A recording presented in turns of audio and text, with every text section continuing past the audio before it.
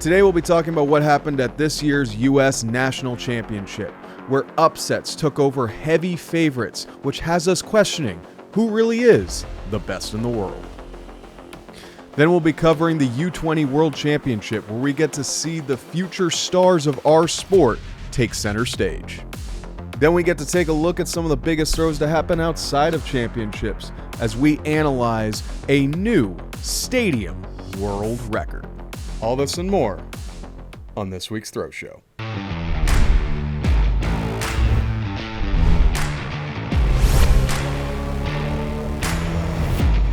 Hello everybody and welcome to another episode of the Throw Show. I am your host, Jason, joined, as always, by the People's Champ, the head throws coach of youth development at Throws University and Garage Strength, professional discus thrower, Coach Sam Weeks. What's up, J-Dog? And also voted second best dressed on the Throw Show. Yeah, that's cap. Hey, Destructo Discus said it himself. I'm taking his word for it. Nah. If I truly want to pop out, I don't know, man. I don't know. Our fashion game is dangerous, ladies and gentlemen. But we have a lot to discuss today on this week's Throw Shows. We're winding down the end of the season. Multiple major championships happened since we last recorded. I had the privilege to go and attend the Commonwealth Games in Scotland to watch garage strength athlete Alex throw the discus, which we'll be getting into later in the episode. But we got some big things that we got hit on today. We got to cover what happened at U.S. Nationals. We have to cover what happened at the Commonwealth Games. We have to cover what's going on at the European Championships currently. And we have to cover what's going on at the World U20 Championships in Oregon. We have a lot on our plate today, Sam. It's going to be a very long episode.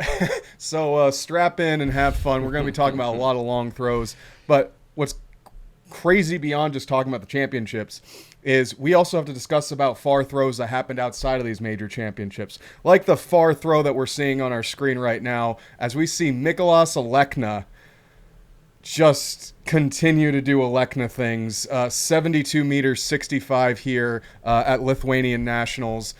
He's going to be competing in the discus throw at the European Championships this weekend, the weekend that this goes out. Unfortunately, at the time of recording, that competition has not occurred yet, so we have yet to know who's going to walk away as the European champion. But on the next episode, we promise we'll cover it. But I want to start off here, with all the throws that we have to talk about today, you can't ignore a 72-meter throw outside of Ramona, especially outside Ramona. So let's look here. Mykolas Alekna just coming off that pec injury. We saw him destroy at his recent meets. I think every meet he's had this season might be 70 meters, as crazy as that sounds. But 72 meters here. What do you think of Alekna throwing this distance this time of the year coming off that pec injury? Yeah, I mean, obviously it's extremely nice to see, especially with the consistency that he's had as of recently post-injury. I think one thing that is very unique with this is that his rhythm and, his positions through the circle still look dialed in. Obviously, I think his first meet back was 70 meters. So, he had time off, but to still be in relatively good shape, granted, you have a significant time off, recovering, I still think is that's insane. Well, yeah. I mean, you as a professional discus thrower, you've known throughout your season, usually it takes you a couple meets to really build into top form. To get back into it. And he went straight for the jugular, first meet out 70 meters. 70 meters, yeah. Backing it up with then a huge meet at the Prefontaine, which is probably outside the Diamond League final, maybe the biggest track and field meet independent from a championship in the world. Yeah. So 72 again at your national championship. Then, to ball out even harder and go 72. Yeah, it's just I don't want to say he got a chip on his shoulder because it's he's, this man's got something to prove. He does have something to prove, but it's you're, arguably top 2, top 3, more like top 2. Yeah. And it's just he's still doing it, so. I will say, even though he's on home turf, I think what people need to recognize, the Lithuanian Championship is not an easy meet to win because he not only has, it's not just Alekna, but you also have Martynas Alekna, who's thrown over 67 meters, in stadium. And then you have the former world champion in Andrius Gudzius. Yeah, I was about to say. Like the Lithuanian title is still a very respectful national championship to win when you're looking at the talent that would be competing for this country. Absolutely. So well done, Alekna. Dude, I love the movement on this throw. I'm going to watch it one more time. Just effortless. Dude, I feel like his flight time is shorter in the middle than it was like a year or two ago. I really do. He's made some really quality adjustments there. And this is an athlete I want to highlight. I think I sent her to you a few weeks ago. This is Jessica Inchude competing for Portugal. She's had a stellar season. I think we talked about her at the Winter Throwing Cup where she set a personal best at like high 18 meters. Mm-hmm. Well, she's kind of an athlete that's gone under the radar, who has been progressively hitting like 19 meters plus throughout the season, consistently hitting PRs. And then she set like, I think, a 40 centimeter PR here. I believe this is our national championship. 19 meters 62 as a glider. Mm-hmm. Like this is big time, like these distances. And I love her movement here. Like you can tell like she has a super wide base when she lands at the front, stays back on the right, and then just hammers it through her arm. Mm-hmm. I don't know if you got a chance to look at this much when I sent it to you, but what do you think of her technique here? And I think there's a lot to learn here in terms of the glide. Yeah, I think obviously it's smooth, throwing 1962, in this current age of rotational dominance, yep. I think is a huge factor to still prove that the glide is still alive and it's still viable to, certain extents. I think even more so for women. Like we've still women, had a lot of gliders throw competitive distances in the mid-20s over the last few years. Yes, definitely on the women's seat, it's still very much alive, and clearly, we're watching it right here. Mm-hmm. I think this is a phenomenal toss. Obviously, her technique is very clean. We have a lot of resources on the glide, but CJ Licata, he has a YouTube channel. It's One Time Throws. He made a video really kind of dissecting the glide, and I watched it the other day, and I was like, I like this. And he talked about why the glide is still viable in 2026. Yeah. And, anyone who is still interested and really want to learn about the glide, from a guy who's thrown over 20 meters, this year, I think that's a video you should go watch. But he said it. He's like, the glide is still viable. Yeah. And, once again, we see it here with Jessica. Just to double down on that recommendation for his channel. So it's One Time Throws. And one video he has on there, which would have been a video I, as like a 17-year-old glider, would have had my jaw drop on the floor for, was he did a whole collab training video with David Storrell. Mm-hmm. And for the younger viewers out there, David Storrell was like the last great competitive glider on the world scene. He threw over 22 meters in 2015. He's a two-time world champion. He's an Olympic silver medalist in the early 2010s. He had multiple meets where he was throwing like 2170 plus at major championships. Like he was a guy, anytime a world championship came up, he was there to perform. And they did like a whole 40-minute, hour-long video, just David talking about his thoughts on the glide. And the glide has been like something that's probably as close to being perfected as it has been by Germany. Mm-hmm. They're the ones who really kind of stuck to the glide, even past the point when a lot of other countries migrated to the spin. So they have a lot more understanding of it. And hearing him share his thoughts on like movement and like how to train it, and sharing that with CJ, I think that's like a diamond in the rough video. If you are a fan of shot putting, you need to check that out, because you're not going to get insights like that from anywhere else on YouTube. Yeah. So well done, CJ. And now we're going to move on to our next thrower. And this one is really cool. This one kind of went a little under the radar for some people, but we have to acknowledge that the South American women's javelin record was broken by Flor Ruíz out of Colombia, 67-34 at the CAC Games. This is a fantastic throw, 67 meters for a woman. These are distances that, depending on the day, wins you a world and Olympic title. Absolutely. You're the javelin expert between the two of us. From what you can see, I know it's a really far distance from her throw. But what do you see on her throw that you like here that I think even young javelin throwers can take? I think the biggest thing is just having a rhythm. I think that goes with all disciplines, all throwing disciplines. It's just trying to be as smooth as possible, trying to stay within your rhythm, and kind of just let the throw happen, right? It's not really forcing it. It's just, being present in the moment. You know what you need to go through, or you know what you need to focus on, and it's just trying to execute to the best of your ability. I think what's really cool about this is this is the same athlete. I forget. I think it was at the Olympics where she hit her first PR, and it was like 7, maybe like 10 years. It was a very long time. Mm-hmm. And to see that, only a couple years later, she was able to PR again, it's like, it's exciting. It's like the stuff that you root for, you love to see. And it's when you're putting your life into just, the sport and the event, and, you don't see that improvement right away, or, after a year, maybe after 2 years, over a long period of time, like, it can be tough. But for her to kind of double down and be like, I still got this, I think was really cool. And, she PR'd. I think it was at the Olympics. She PR'd for the first time. And then, like I said, just to double down, okay, I was able to do this then. I still have it. And then to go out, and do it again, I think that's pretty cool. Well, she even states here, this is, 3 times. This is her 3rd time winning this specific title, and her first time was in 2014.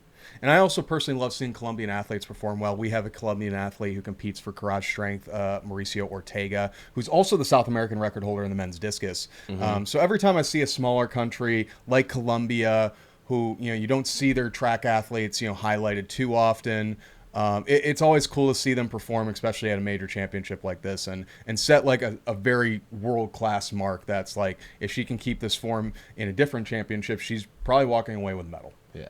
I'm not going to discuss this athlete too much in regards to the Commonwealth Games, because I think he performed significantly better here. But this is Ethan Katzberg. He went on to win the Commonwealth Games in the men's hammer for Canada. But here, prior to the Commonwealth Games, he goes out 83 meters 64. I believe this is in Kenya. This is just another huge mark from Ethan. So Ethan went 83 meters plus at Prefontaine, comes back a week later, follows it up with this mark.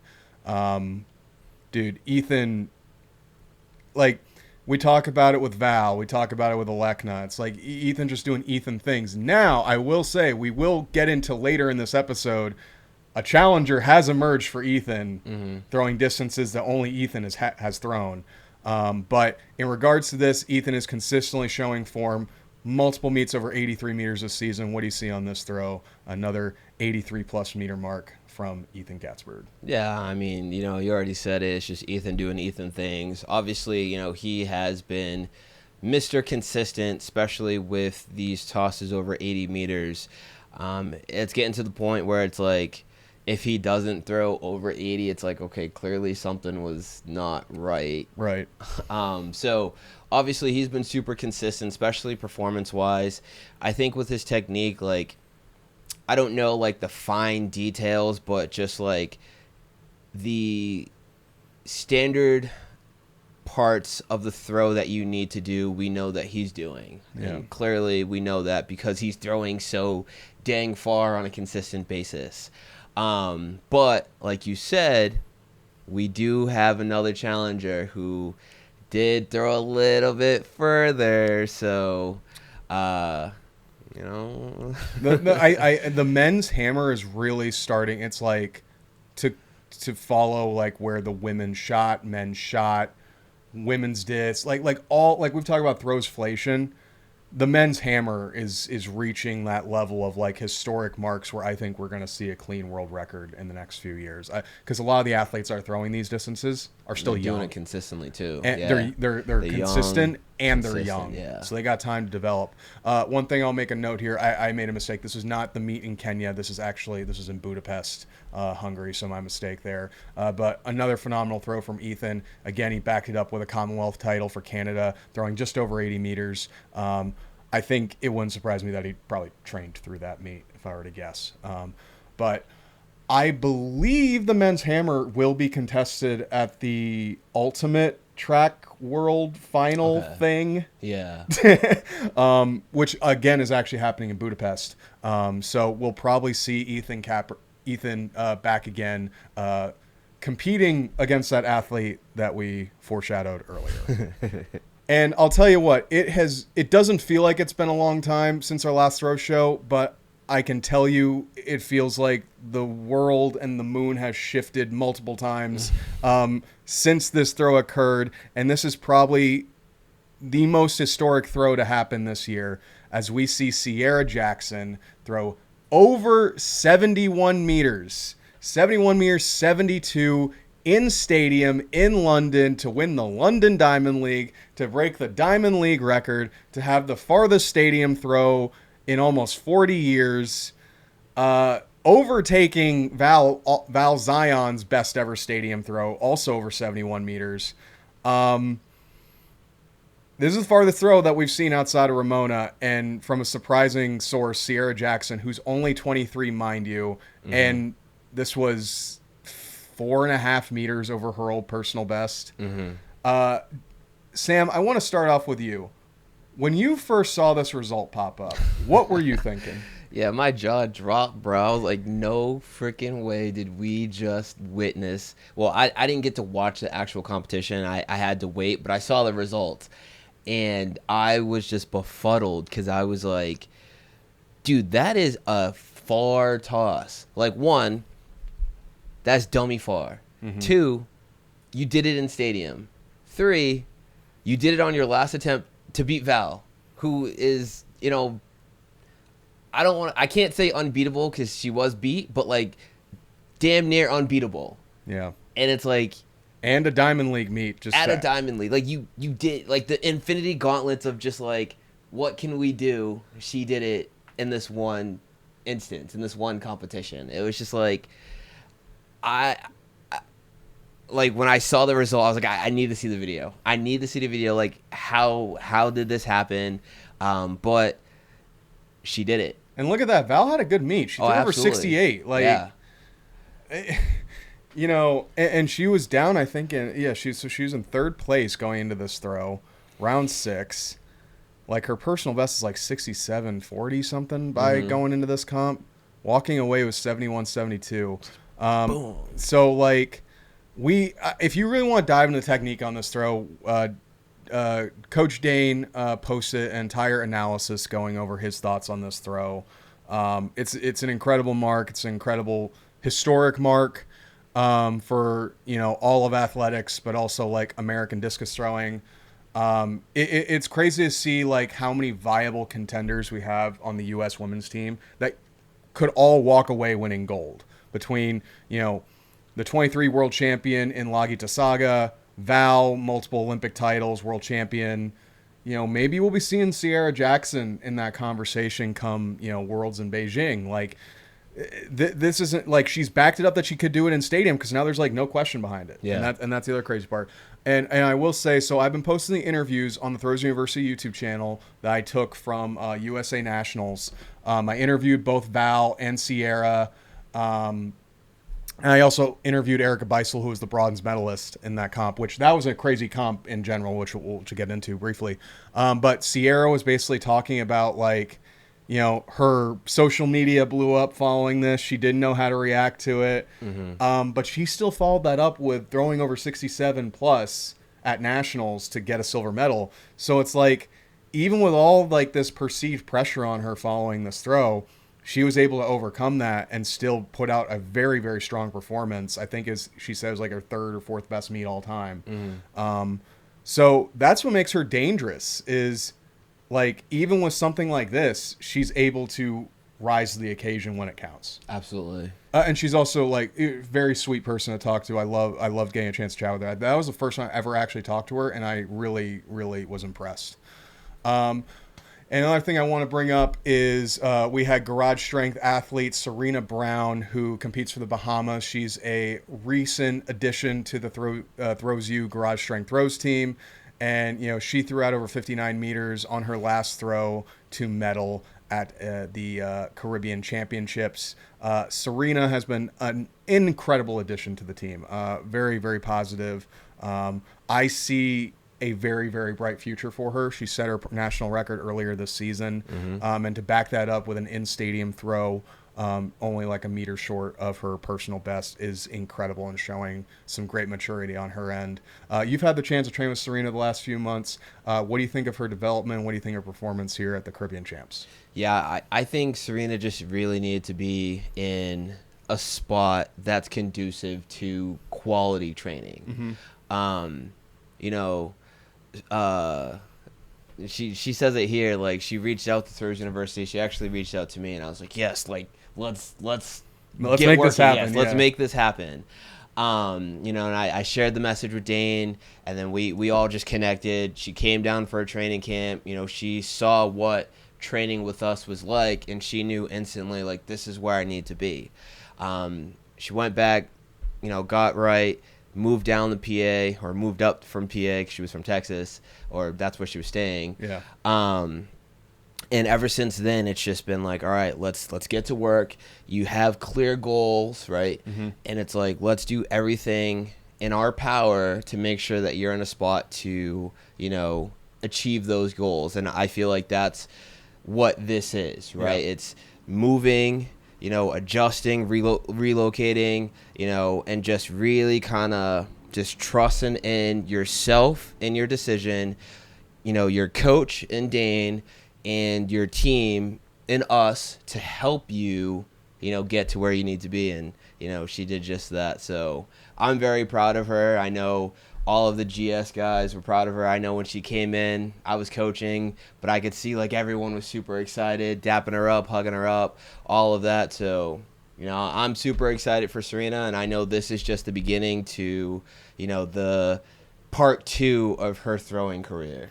Yeah, I am very curious to see how she ends up in the next 2 years, because I'm watching some of her training throws and I'm like, people have no idea how much left is in her tank. Yeah. You know, she's got crazy power. Yes. So it's going to be very exciting, especially next season, and I think it says a lot for for such a massive life transition that she made and still see the success she did this season. That's not easy to do, even if you are an elite thrower. Yeah. And one other thing I wanted to highlight, so this is from our Power Fest event that happened over the weekend.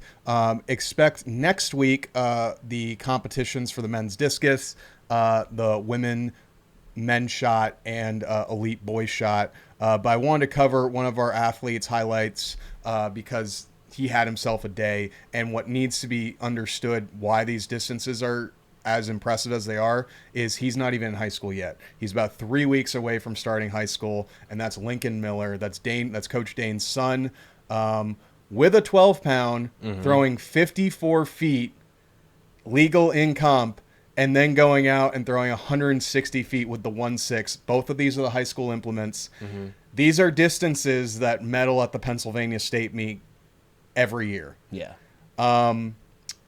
So you, as someone who coaches Lincoln very often, what did you think of these performances, and how do you think this sets him up for his high school year? Yeah, I mean, he's a cheat code.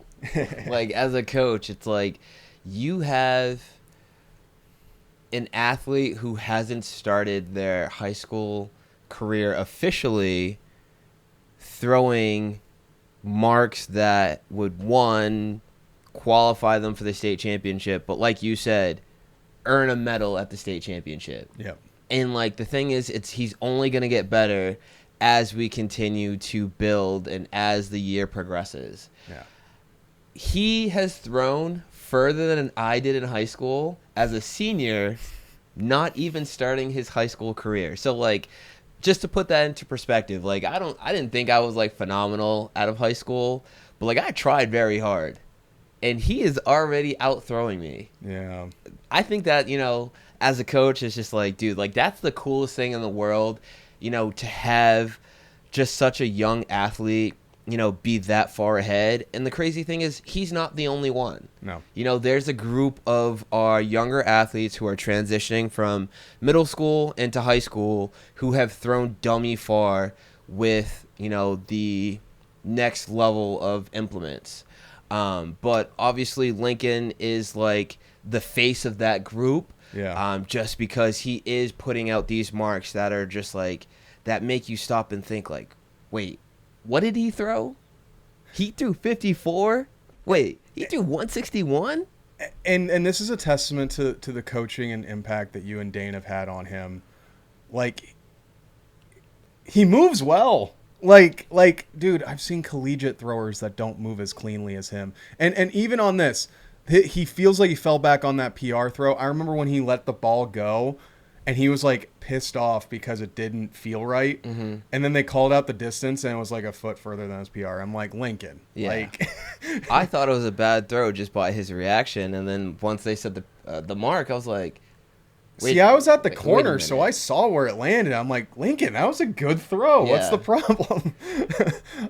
But I think it's a testament, though. You guys have such high standards of technique.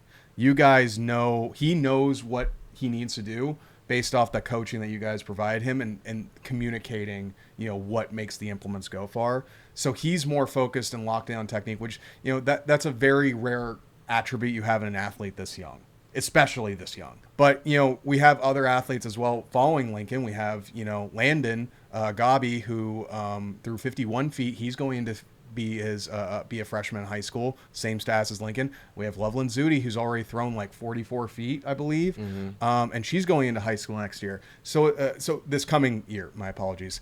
But I think what this shows is like, it's not just one athlete. You have multiple athletes all getting around these distances. That's a trend. And a trend only happens when there's really good, consistent coaching and good, consistent programming. I was wondering if you could kind of get a little deeper into that. Some of the athletes that you're working with on site, but also some of the athletes that you work with online.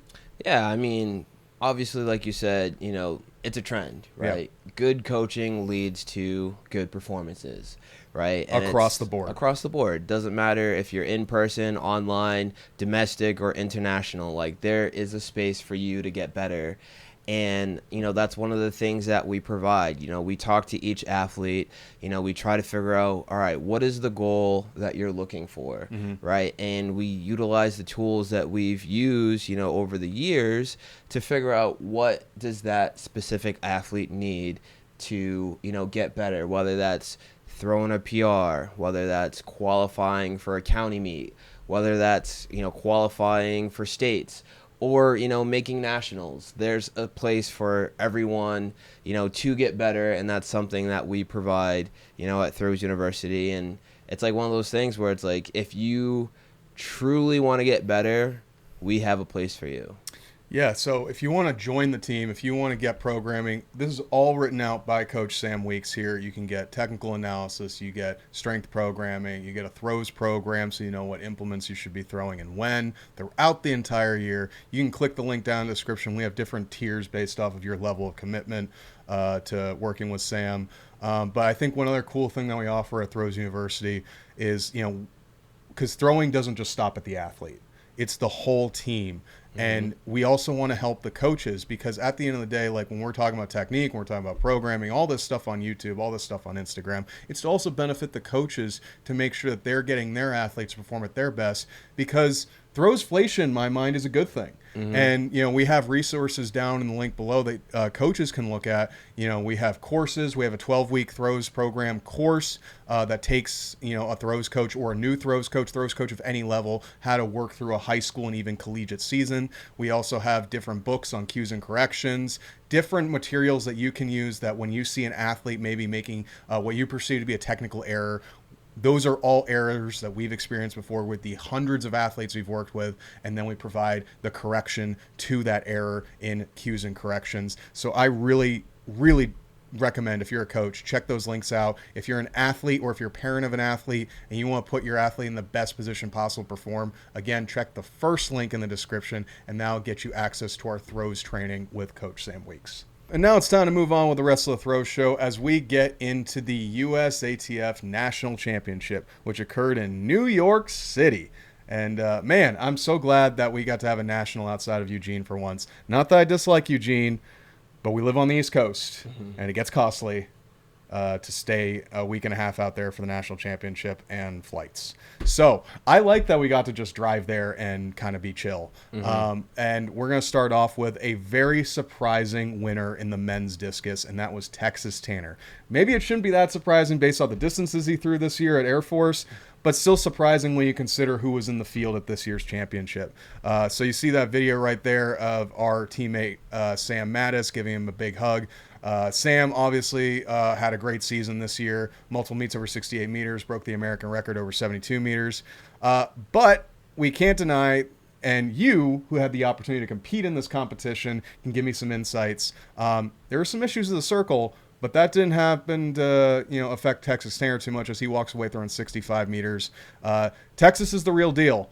He looks erratic in the ring, but he is consistently erratic in a way that gets him far throws. Yeah. So he's a good kid. Got a chance to talk to him. Check out our interview with him on the YouTube channel after he won this championship. Sam, as someone who had the opportunity to compete in this competition, what'd you think of like the conditions, the performances, how you did, and if you want to get into that, and kind of like from maybe even a little bit of a coaching perspective, what do you think of Texas's performance? Yeah, I mean, this was my second nationals, and it was a very cool experience. I didn't do as well as I would have hoped, but it was a good experience, especially being amongst all of these phenomenal athletes. Texas Tanner, did I have him winning? No.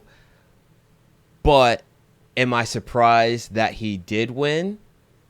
Not really. Yeah. And this is me just being biased. I, thought Sam was easily going to take it just because I trained with Sam and he's proven to he's a multiple time national champion. So like I felt that he was going to go like 65 plus first toss and then really kind of just build, within the first three. But he struggled. That's not what happened. I think all of us mostly struggled just with the conditions, at this meet. I don't want to go into like specifics, but it just, I don't know. Like if you look at the results, everyone was kind of in this lull. But that didn't stop Texas, right? He went out there, he was steadily building. And I think it was his fourth attempt. Yeah, it seems about right. I think it was his fourth attempt, dude. He just got in there and he just let one rip. And at that point, like, because I was standing in the back, I was next to Dane, and I was able to see, and I was like, oh, like he just let out this scream, like he knew it was a good one, and it was just like, uh-oh, just for everyone in the field, because I think, I forget who was leading. It might have been Sam who was leading, or I think it may have been Sam, and then he took it over, and then Reggie got in second. And then Reggie got 64. So it was. Once he hit that toss, it was like everyone kind of woke up a little bit. So here's what I'll say, because you said it. I'm sorry. I felt like he was the only one who like actually brought energy into that comp. Like every throw, even on his bad ones where I think he dumped it, he was still like going hard. Yeah.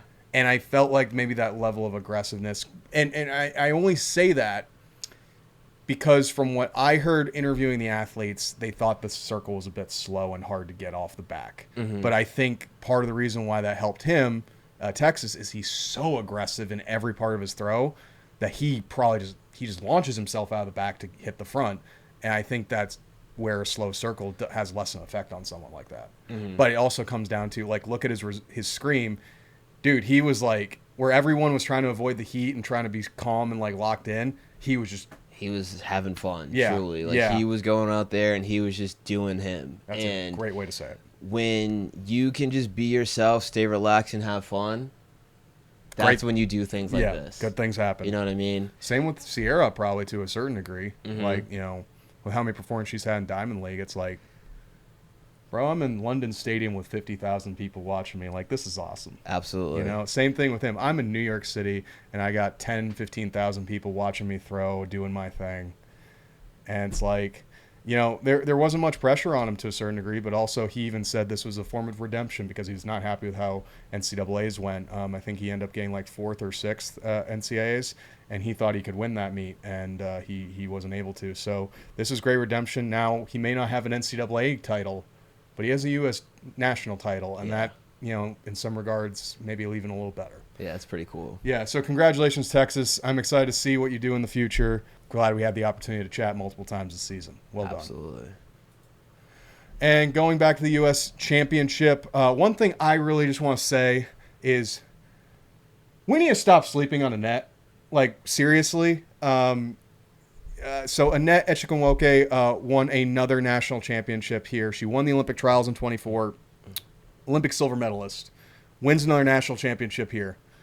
And unfortunately, and I think we're guilty of this as well, is we don't talk about Annette too much because she is really more of a performance thrower in that she performs well at the big championships. And I think where we get too caught up sometimes is all the big marks from all the other women that we see. Like, we saw Rachel Richardson going big. We saw Brooke going big, even Deanna.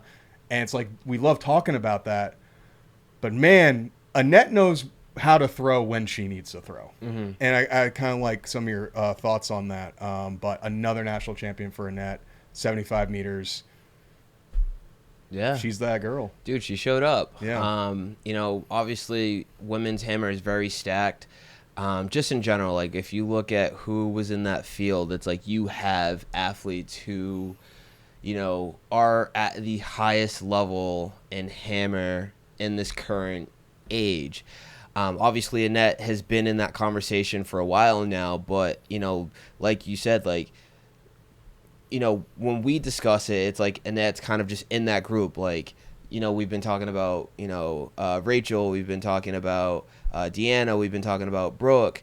You have a Janae in there. Like, there's so many women in that conversation that, I feel like, it was kind of overshadowed. But when it really came down to it, Annette doubled down and, she just trusted in, her preparation, trusted in what she's done, used her experience to just go out there and, get the job done. Yeah. And to be completely transparent, I'm usually the one who kind of cues up a lot of the throws for this show.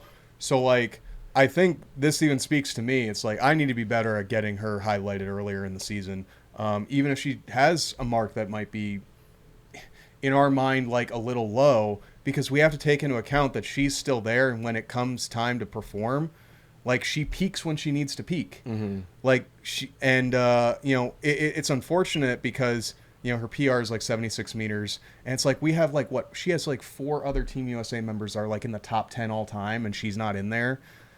But it's like she's the only one with an Olympic medal, multi-time national champ.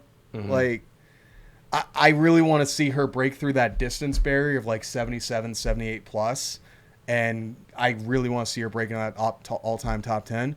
But at the end of the day, if she keeps winning championships, that's a great career. That's all that matters. That's what really matters. No one remembers, like, if we're being real, not too many people remember the distances you throw. They remember the championships you win. I would say more so, depending. I don't know if I agree with that statement. But I know what you're trying to get at, and I agree. Like, when you have won a medal, that title stays there forever. Yes. You know what I mean? Records are made to be broken. Titles are forever. Yes.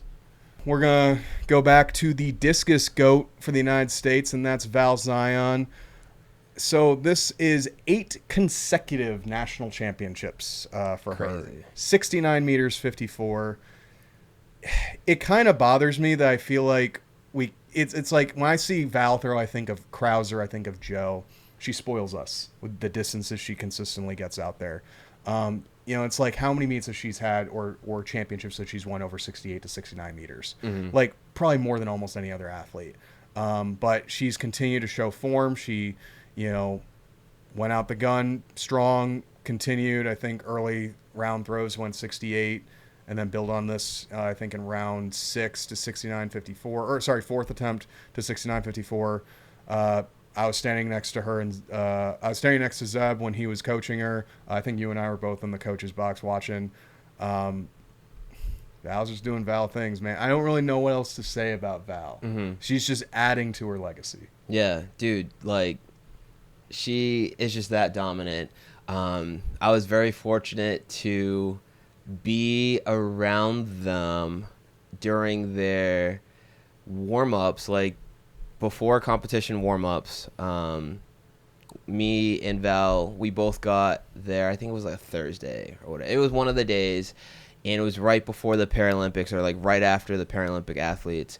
So we were able to go down. Val and Coach Sion were down there doing their thing, and I just wanted to fill out the circle, just for my preparation. But just being able to watch them and kind of just listening to how they go about just like, their training, their preparation. And I think one of the things that I thought was cool is they really just keep it simple. Yeah. Like, it's not like, this, that. It's like, all right, hey, like, do this. All right, she does it. All right, that was good. Same thing. Does it again. All right, like, you're flowing really well. Same thing. Yeah. And I feel like in comp, it was very much like that. Like, from where I am to you was pretty much where, like, I was to Coach Sion, and obviously Val was like right there, and It was that same thing where it's like I get to just witness like how they go about a competition, especially when you have a Sierra Jackson who you never know what you're gonna get, and then you have an Erica Beisel who is very consistent. Yep. Especially in this competition where they went 68 and 67. So to see them kind of just like stay relaxed, double down with what they're doing, just keep the energy flowing, I thought was pretty cool, especially within the environment of, another national, championship. So, yeah, and I also want to throw a shout out to an athlete you just mentioned, Erica Beisel, again, the bronze medal. As a former D2 athlete, she has a D2 national record, throwing 65 meters in a national championship. Like, in my opinion, this was kind of the event of the weekend in terms of the throws. I thought this was a very stellar comp in terms of the depth. Lagi Tasaga didn't even medal, and she went, I think, 64 meters, which is just crazy to me for a national championship. So I want to do a shout out. Erica is an incredible thrower, and it's like when you look at the depth of the women, I just see future 70-meter throwers, like in 2 or 3 people even that made the final that day. So incredible competition for the women. Really enjoyed myself watching it, and congratulations, Val, on your 8th title. And then we're going to get into the javelin. This is kind of a big one as we see Jordan Davis, who's now competing at Georgia, formerly coached under Dan and Jack Javelin, and goes out 82 meters 36 to take the lead, only for the big man, the GOAT of men's javelin in the U.S., possibly, Curtis Thompson, going 87.59. Like, he didn't just respond, man. He, like he added 5.5 meters to, like, what was leading on the comp. Like, that's crazy to me. But, Jordan's showing, he has form, and he's going to develop into a phenomenal jab thrower if he continues after college. But Kurt is just showing a level of dominance now, like he's shown for the last 2 years, coming off that bronze medal in Tokyo last year. Like, it's exciting to see what Curtis is going to do, and to see him back up. Like, he's had multiple meets this season over 87 meters. So to see a distance like that pop up as regularly as it does for him, that's incredible. Yeah, absolutely. I was in the stands watching the early rounds of the javelin. I unfortunately was not able to see this last round because I was warming up I was getting ready for our competition. But the first attempt for Curtis, one of the cameramen was running to go film one of the sprints, and Curtis was going down the runway, and this dude, just not paying attention with where he was at, actually ran across when Curtis was coming, so he had to stop, reset. I think his first toss, it wasn't anything crazy, but his warm-ups were dummy far. Like, really? I was like, all right, Curtis is in good shape. Like, I knew Curtis is in good shape because that dude is cold, but this is cold right here. This is cold. Yeah. He's cold. Like, Curtis is cold. He's a cold killer. Like, he is that dude. But that dude just walked by. Curtis had the reset, and I was like, uh-oh, because, like, the toss after, it was okay. It wasn't, like, a bad toss, but it was okay. I was like, uh-oh, like, that's not what you want, because usually Curtis goes, like, big early on, like, first attempt, just big. But obviously the rest of the comp, they're duking it out. You know, everyone's having, you know, marks that, you know, put them in good spot. And then obviously round 6, Jordan Davis, like, this is a dude that I thought for, you know, the last couple years was really going to shake up the scene in men's javelin. You know, former D2 guy at, Southern Connecticut. You know, formerly, he's still coached by Dan Lab at Jack Javelin. So, like, I knew he was going to be in really good shape going into this. And I was able to talk to Coach Dan a little bit in the crowd. But it's just like, I knew that he was going to do well. I didn't know that at one point he was in contention to win it. Yeah. And obviously, you know, Curtis was like, I don't know if you've ever seen that Dark Side meme where Superman is trying to fly away and he grabs his cape. And he's like, where are you going? I feel like that was this, where it's like you have the young buck just go out, pop something big. He's excited. He's celebrating like he's in first place. And just to stay composed, like, yo, watch this. The king had to come down from his throne. And what's even cool is, you know, the USATF has the analytics here that he this is his 4th consecutive title, 6th overall. You know, Curtis Thompson, he is the man of the 2020s. He is America's top jav thrower, and he's going to be a hard one to beat in the future. I think Jordan Davis could get up to that level, but not yet, son. And we're going to go into the women's shot put. Chase Jackson, another good mark, 20.55. This is 4 straight outdoor championships. I think she said she has 9 total if you count between indoors and outdoors, because she told me that's like a number she's been chasing. Is Michelle Carter. I have an interview with her again on the YouTube channel you can check out. You know, backing up another throw over 2050 for Chase. This is a solid season for her. I know she's chasing that 21-meter throw since Jessica Schilder out of the Netherlands achieved that distance earlier this year. But you know, I don't think you can complain for any meet that's over 2050. That's a solid mark. She's consistent, and she'll be building. I think she has like plan to do 1 or 2 more diamond leagues before the end of the season. But you know, we'll see if she can add to that distance. And I'm not sure really what else to say about Chase. Just, you know, she's continue her reign of dominance. Yeah, I mean, just, you know, when we look at just the dominant athletes of each event in the U.S., like obviously Chase is there. You know, I think the silver was like 1931, I think, and that was by Bria Smith. Yeah, Bria Smith, we also who PR'd. Yeah, it was a huge competition for her, but you know, that's a meter. You know, that's 3 feet roughly, maybe 4 feet, just ahead of that next person. So clearly, it's like Chase is just that much ahead, and like, you know, if she were to lose, it would be her competition to lose. Like, it'd be something just on her end. Not to take away from the other women, but it's like Chase is just that much ahead of everyone else. So it's just like one of those things where, you know, she's going to go out, just do what she does, focuses on that 1 to 2 things, just go out there, execute, and just let it rip. Obviously, you know, she's still trying to shoot for the 21-meter mark, which I think will happen still.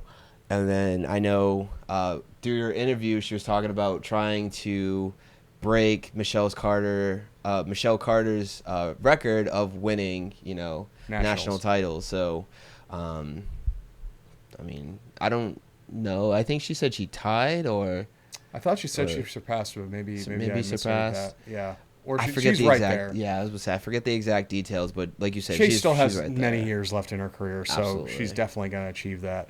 One other thing I want to mention, you know, shout out to for Bria Smith hitting a personal best to get the silver medal. Also, shout out to Adelaide Aquila. She was the Olympian in 2021 for the Tokyo Olympic Games. She's had to deal with injuries the last like 2 or 3 years. So for her to come back, make another podium, we had a chance to chat with her. That interview will be coming out probably by the time this video is already released at the end of the week.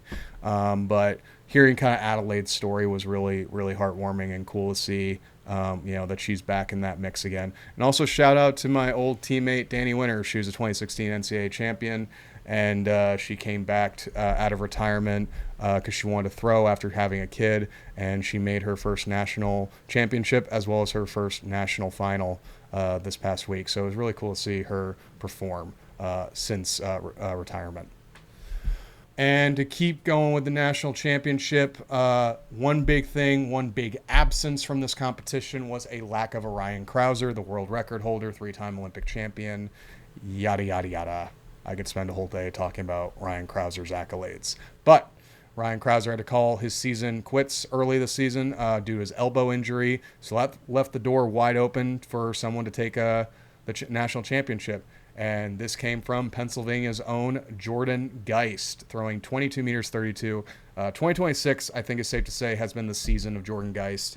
Multiple meets over 22 meters, multiple personal bests. He went 22.44 earlier this season in Memphis. Backs it up with a 22.32. Jordan Geist, he's finally broken through.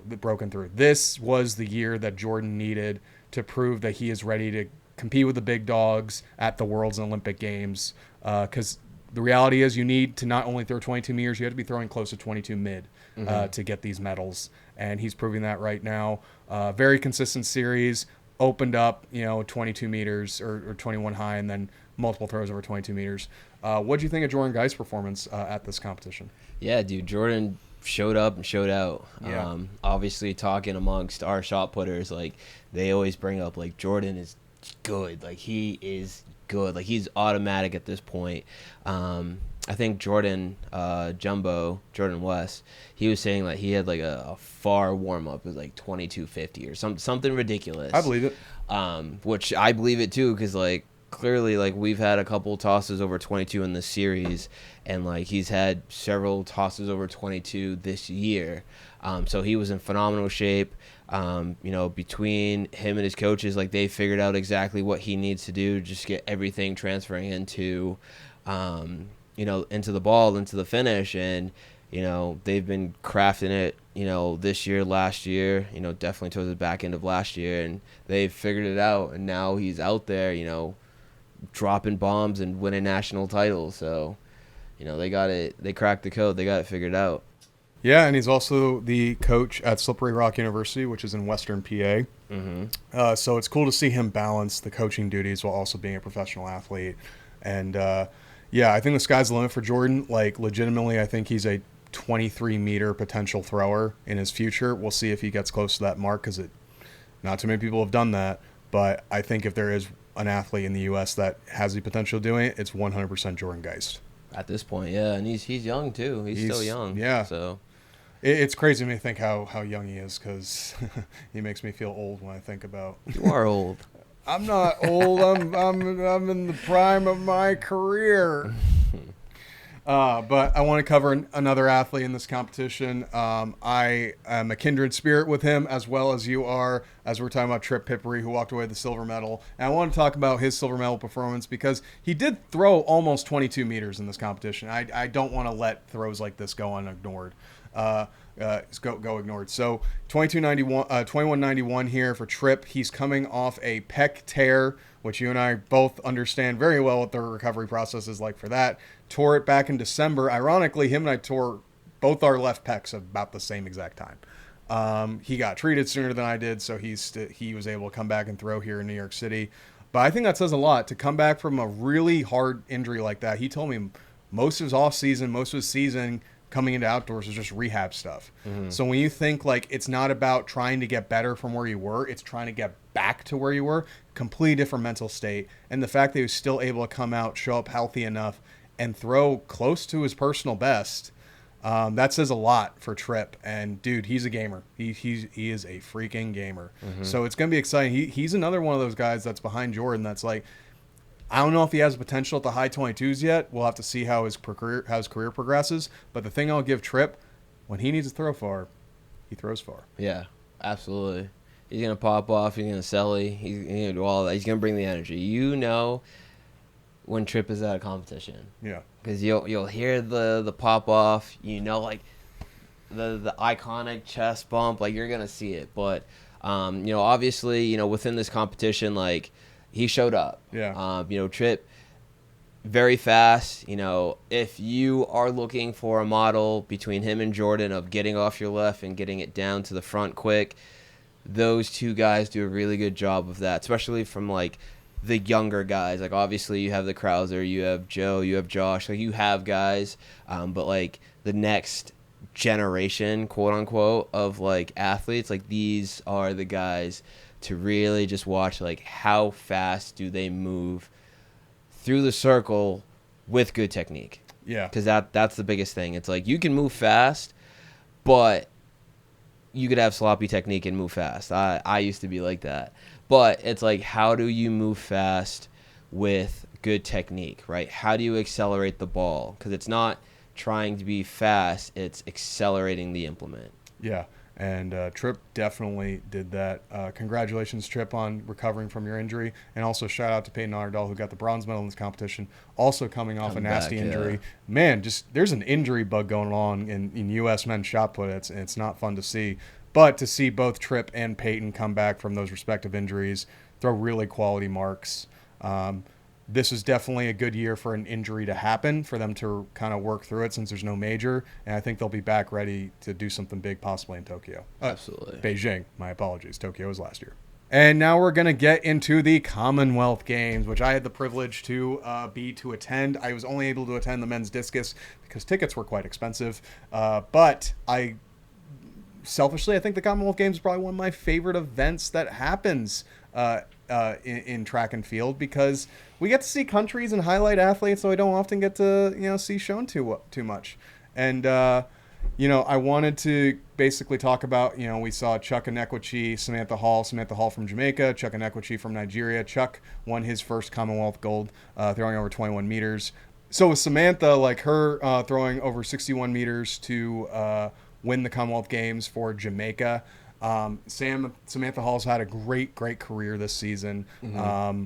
She went big, I believe, in Ramona, if I'm correct. I think she set a personal best. But Samantha Hall, I've had the privilege to watch her live in Ramona. Really, really great technique. Mm-hmm. And I think we're going to only see more out of her, in the future. A little jumpy on the front here, but when she's grounded, when she slings it, she's hard to beat. Look at the length. Dude, yeah, that's exactly like we've been talking about it all year with just like the analysis. Like when we break down, what are these top guys doing? These top women as well. What are they doing? And we've been highlighting that T position, and Samantha Hall does just that. Like, she is super long, and when you are long, that's when you can accelerate the discus. And then if you accelerate the discus, that's where big throws, long throws are going to happen. So for all my young bucks out there, men or women, Samantha Hall is a good technical model. I know I like to watch a lot of the women, especially with what they do, just because women are normally like very fast, and I always consider myself a fast athlete. So I'd like to take a lot from the women. So my young buck guys, don't be afraid to watch some of the women, take some of the stuff they do, because they do a phenomenal job, and clearly we see that here with Samantha Hall. Absolutely. So I want to kind of talk about this, because this is sort of like, this was a conspiracy theory going on in Glasgow that weekend, was the elevation of the throwing sector. Basically, if you notice, it threw just over 21 meters for Chuck to win. But Chuck has been consistently a high, to mid 21 meter guy most of the year. And the claim was they raised the elevation of the throwing sector, so every thrower lost about 30 to 40 centimeters on their throw. That's what people claim why the distances were short. Sarah Mitten went on to throw 19 meters just short, I think like 1990, just short of 20 meters at this competition. Mm-hmm. Which we will talk about Sarah Mitten later at the end of this episode, simply because she had some really big far throws at Garage Strength at PowerFest. But yeah, so Chuck, 21 meters, first ever Commonwealth Games title for him. I think it's a really cool thing.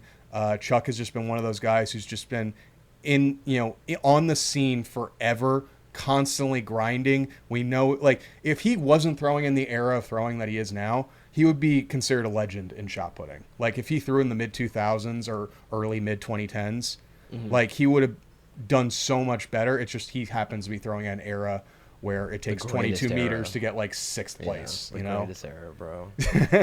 But what do you think of Chuck's performance? And honestly, like I don't know if you got a chance to watch much of the Commonwealth Games, but if you had any thoughts on that. Yeah, no, unfortunately, I didn't get too much time to watch, but shout out to Chuck, bro. Chuck's a good dude. Chuck's a phenomenal dude, bro. And like you said, he's been chipping away. Like he's been in the conversation of just like elite shot putting for the last few years now. You know, just breaking 22. I think it was it this year or last year? He threw 22. Yeah, he threw 22 last year at Prefontaine. Yeah, so just breaking 22 recently. Like he has been just that guy. He's been getting better, especially at the, you know, elite international competitions, and it's very exciting to see because it's like I remember just discovering Chuck maybe like just out of college, just, you know, around like 2017, like just out of college. I'm like, this dude's massive and he moves like super agile, like he's quick. Yeah.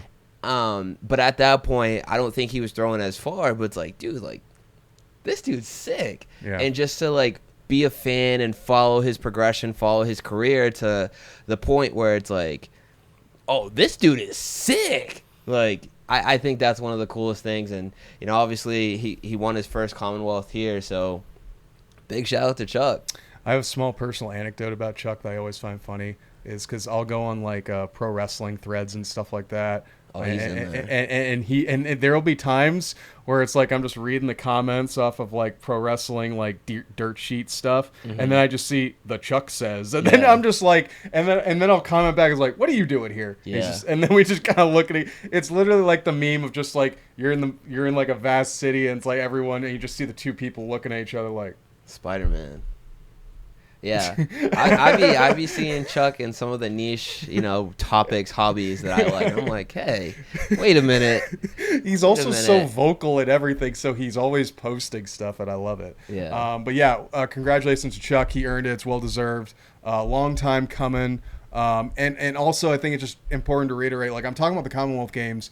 This matters to the Commonwealth countries. Like this, they treat this like a very, very important event. And this might be the performance of the weekend in the throws as we see Rumesh Tharanga, who has been dominating men's javelin this entire season, threw over 92 meters earlier this season. Look at that flight. Oh my gosh, we need more shots like this in the throws. That's incredible. Great drone shot there by the production team. But Rumesh Tharanga, 89.75.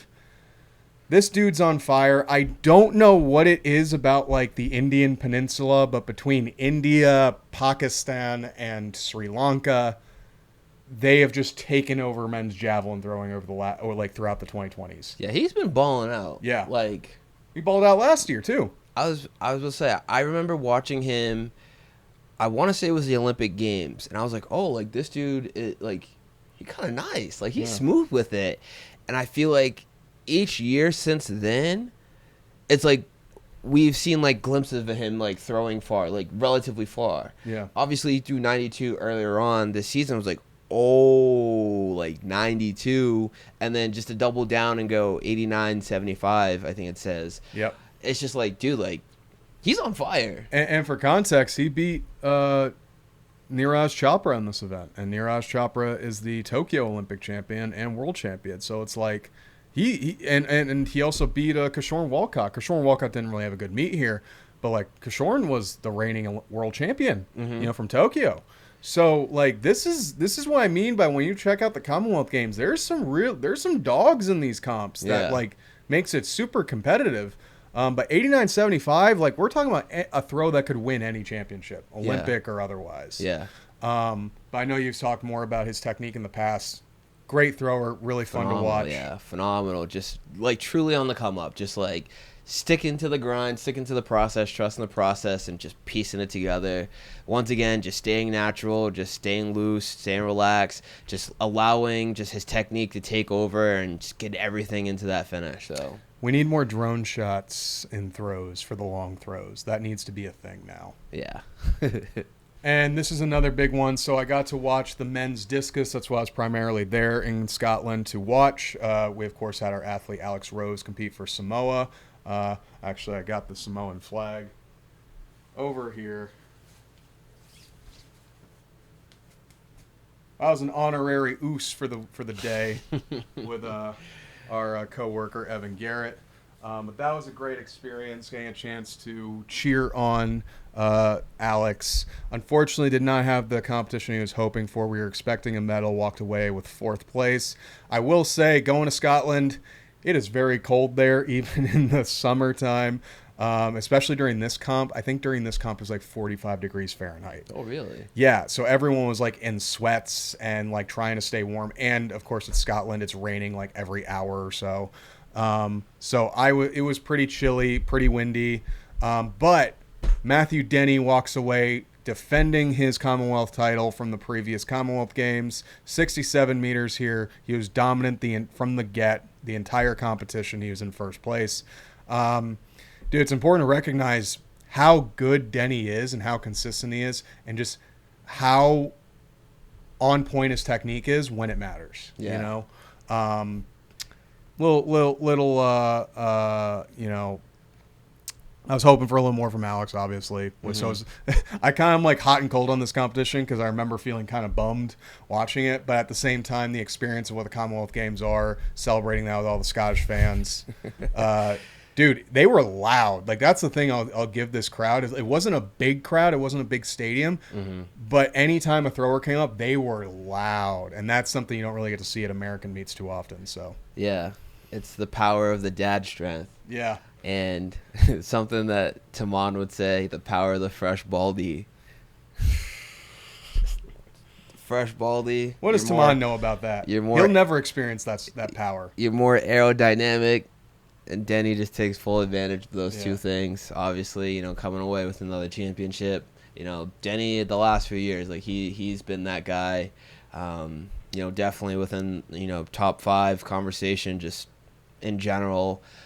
So for him to kind of just double down, you know, utilize the power of the fresh baldy, you know, the dad strength to walk away with another title.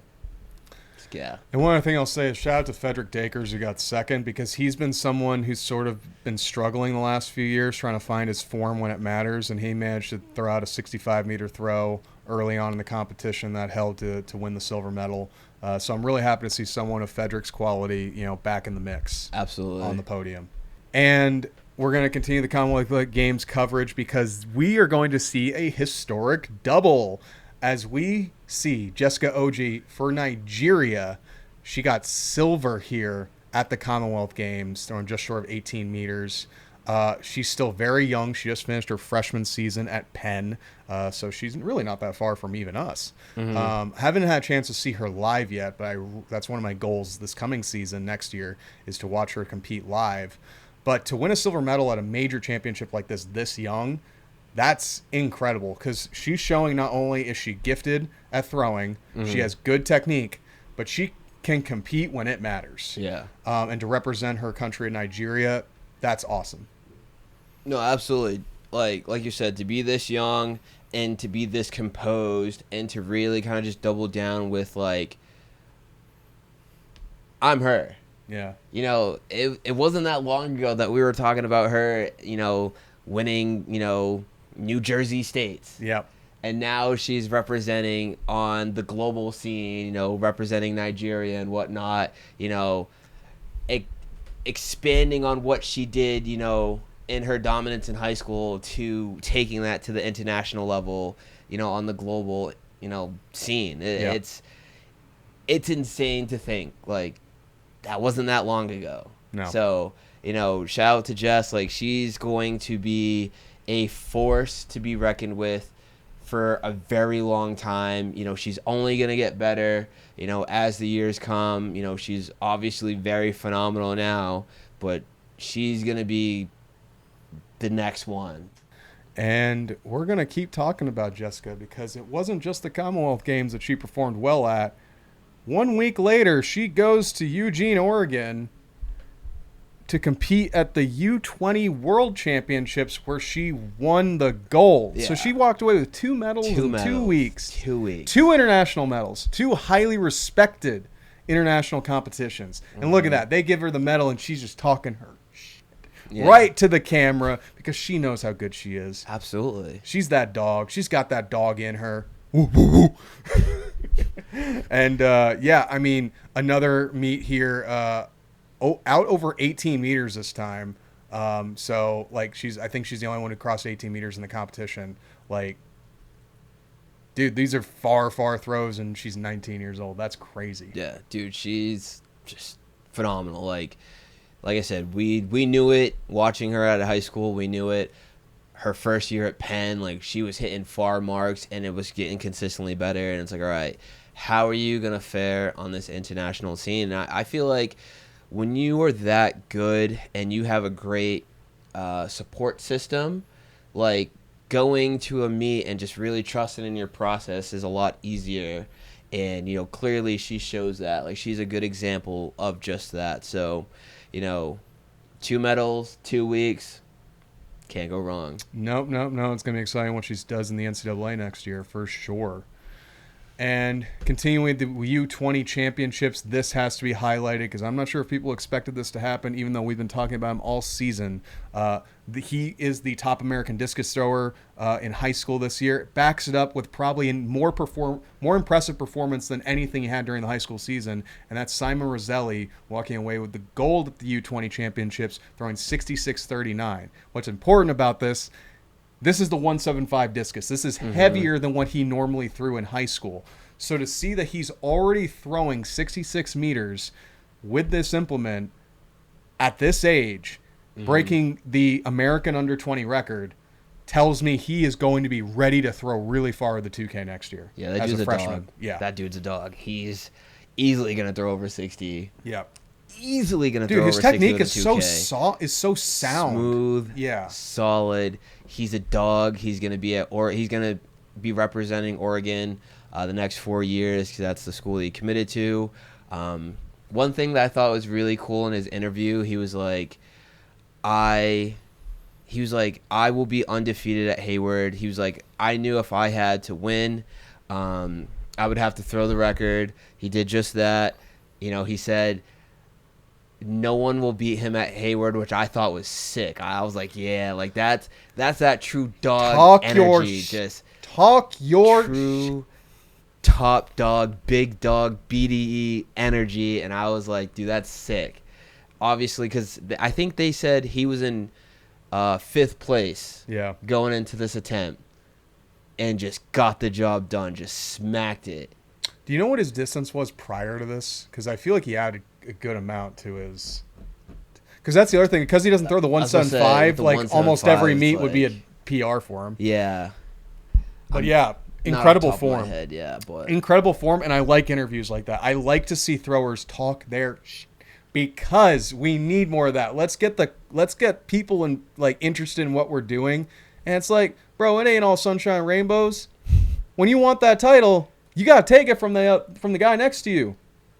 We ain't friends in that comp. We can be friends after the comp, but let's build up some hype because these competitions are cool, and we want people to root for who they root for and get excited for when we see big throws like this from someone like Simon. Absolutely, but that is big talk because he's throwing against Alekna next year. Yeah. Hey man, maybe you know something I don't. So we'll see what you got next year at Oregon. Incredible result.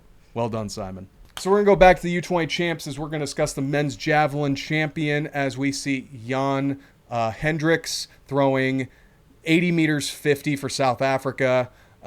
This is a big throw for a U20 athlete. I believe Chopra has the U20 record, world record.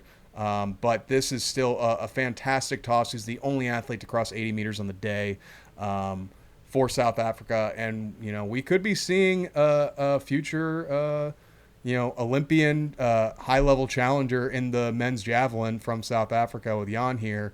What do you see from the little bit of camera angles you see? What can you see on his throw here? Well, this is completely outside of his throws, but his gear is sick.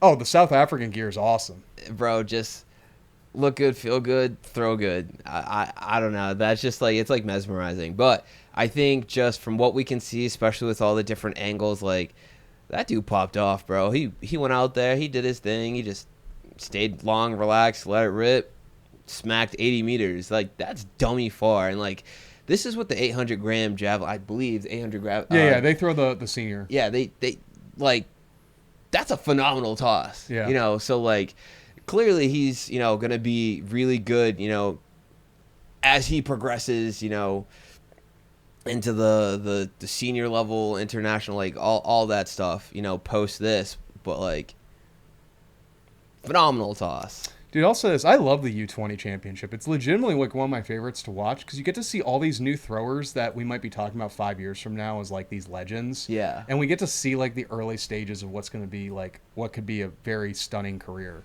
And then this is Su Jiyi out of China, who won the U20 Championships in the women's discus, throwing 61 meters 06. Basically doing what her compatriot out of China, Bin Feng, did back in 2022 to win the world title at this venue in Eugene. But 61.06 here.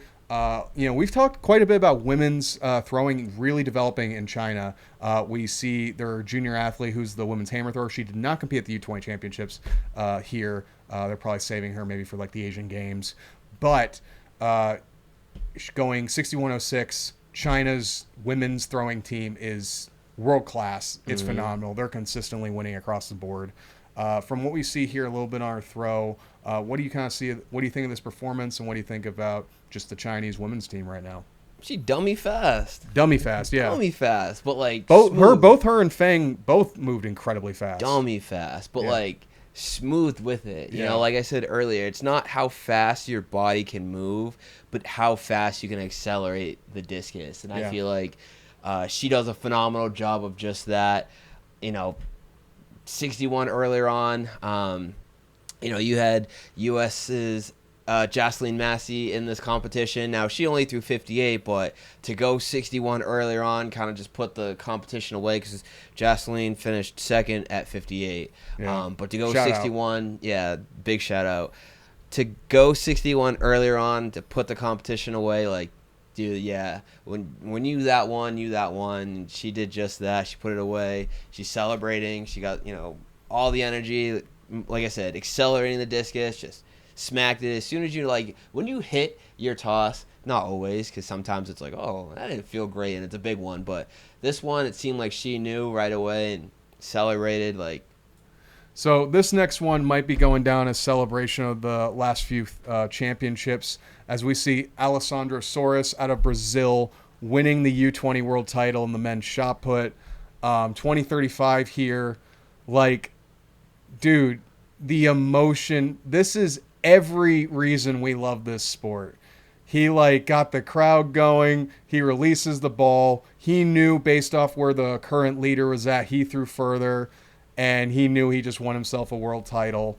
Like, and then you see him jump into the crowd.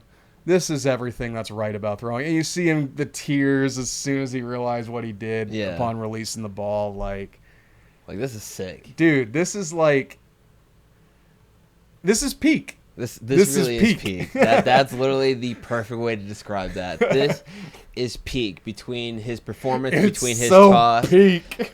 Between how they recorded and just put this together, like the low angle shot, the tower in the back, the cinematic lighting, holding up the flag, you're cheering with your peoples, bro. Like, it truly is just peak. Like, it's sick, bro. Yeah. Like this is exactly what you want.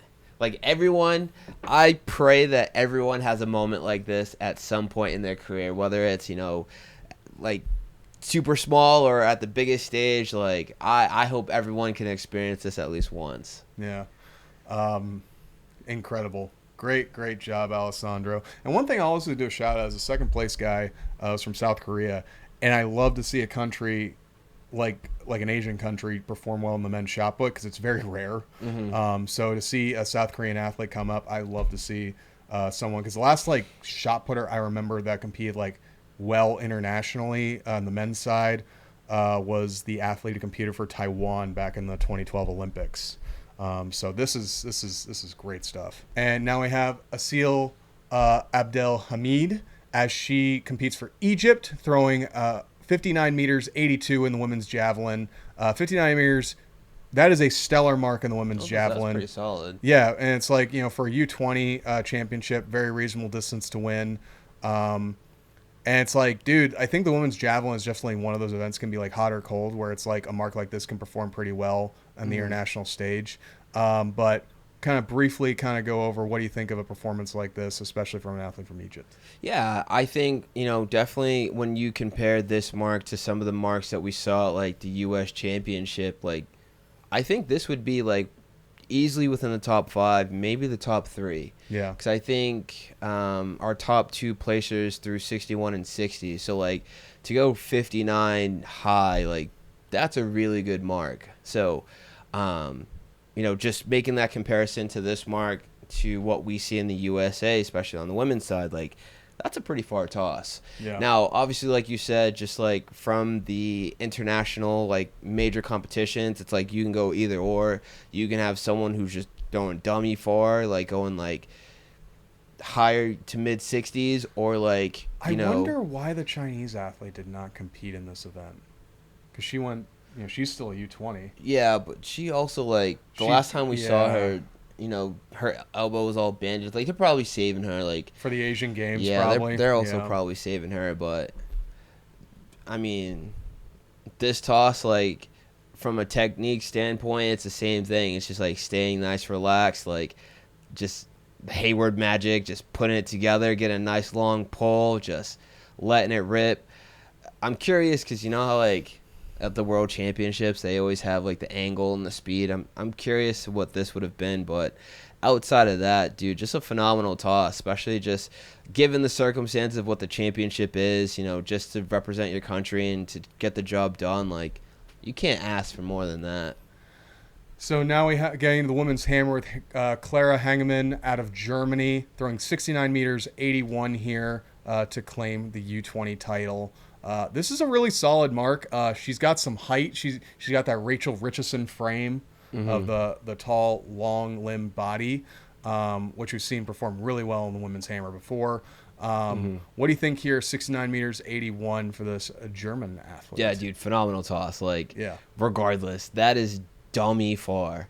As you mentioned, just having a very similar build to Rachel, it's like, I don't think she throws like Rachel, but you can see just that acceleration pattern where it's like 1, it kind of goes, but like 2, 3, 4, it really rips. Like you can see just like, it's like driving a car, like a stick shift, where it's like you put in first gear, you're moving, second gear, you're really moving, third, and so forth, you're just accelerating.